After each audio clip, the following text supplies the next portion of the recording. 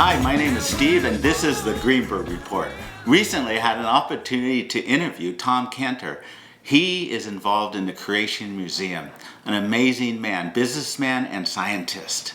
Now, the museum can it can speak to you if you're a graduate level, if you're a scientist. It can speak to you if you're a housewife. It can speak to you if you're a kid.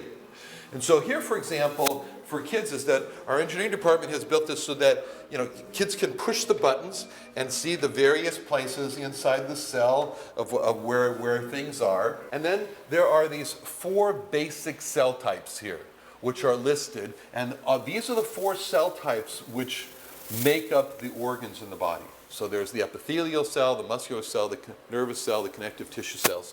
This now starts organ systems. And so then here we like to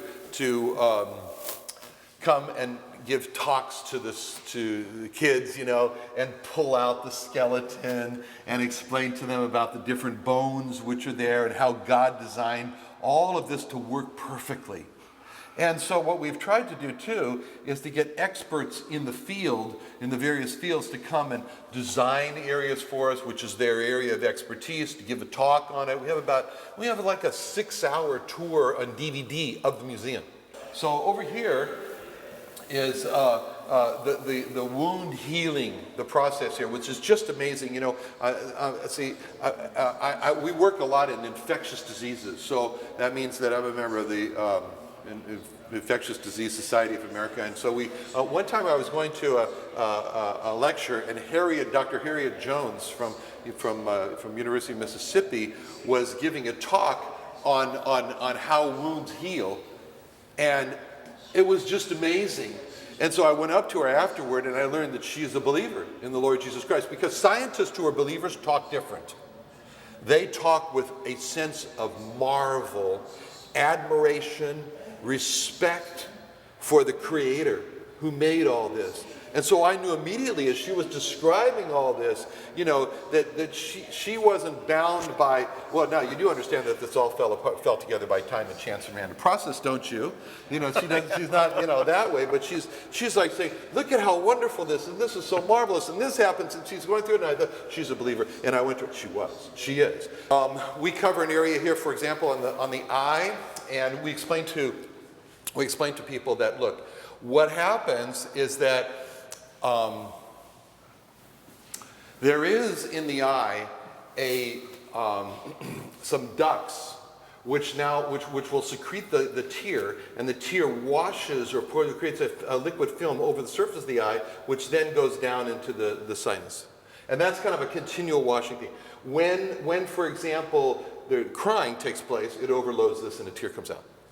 But what's interesting about this is because when you have glasses, and if you had to have the same glasses for all your lifetime, you would have scratches in your glasses, and you would be saying, "Oh, my glasses are scratched," And especially if you rub them and you've been to the beach and you had sand or something, they think, "Oh no, now what I'm going to do?" And that's all right here.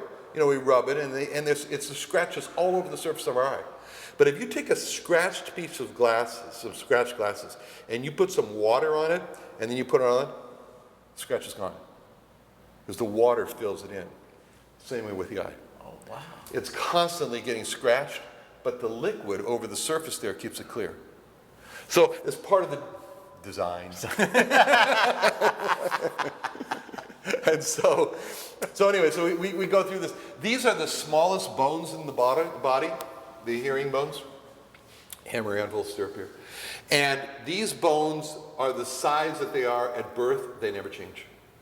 They don't grow. Every bone grows in the body except for these.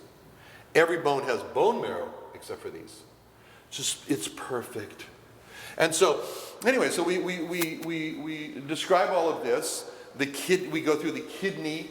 We work a lot in nephrology because it's involved in the hormone, parathyroid hormone, and we show how amazing the kidney is, especially the nephron, in which electrolytes, for example, are all dumped into this pool, in the Henley, and then what happens is that selectively binds and says, no, I don't want you to get rid of all that calcium. I'll take this much, thank you very much. The rest can go in the urine. I'll take that much of sodium through sodium pumps, things like that. The rest can go in the urine. So there's a very, very active excreting everything, pulling stuff back. Relationships going on. To create urine. Whoa. Yeah, it's an amazing thing. This, for example, is the surface area of the placenta. The placenta is one cell.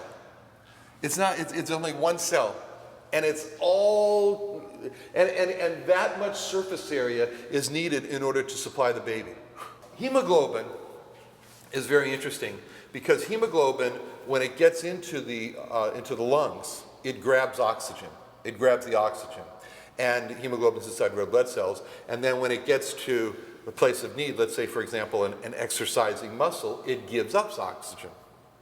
I have a friend who's a nephrologist, he's chief of nephrology at Irving Dialysis in New York City, Jewish friend of mine. And he became converted to become a creationist while he was in Belgium in medical school in a Catholic university, as the Catholic professor there explained to him how hemoglobin works. And hemoglobin as a molecule has a particular shape. And when it's under a basic condition, base, the hemoglobin has a shape. And that shape is conducive for grabbing oxygen. But when hemoglobin gets to an acidic environment, such as lactic acid during muscle exercise, it changes its shape of hemoglobin and releases the oxygen. He said that fact alone showed him there's a creator. I don't know why it took that fact to convince him, but that's what it is. Everybody's got their own thing going, right?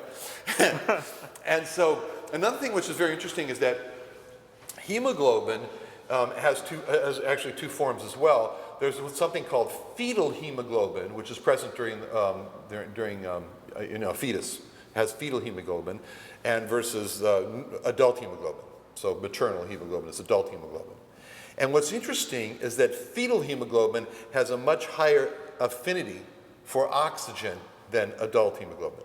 So if you have hemoglobin, adult hemoglobin here, fetal hemoglobin here, oxygen running down the middle, it's going to go to the fetal hemoglobin because it has a stronger bind for it.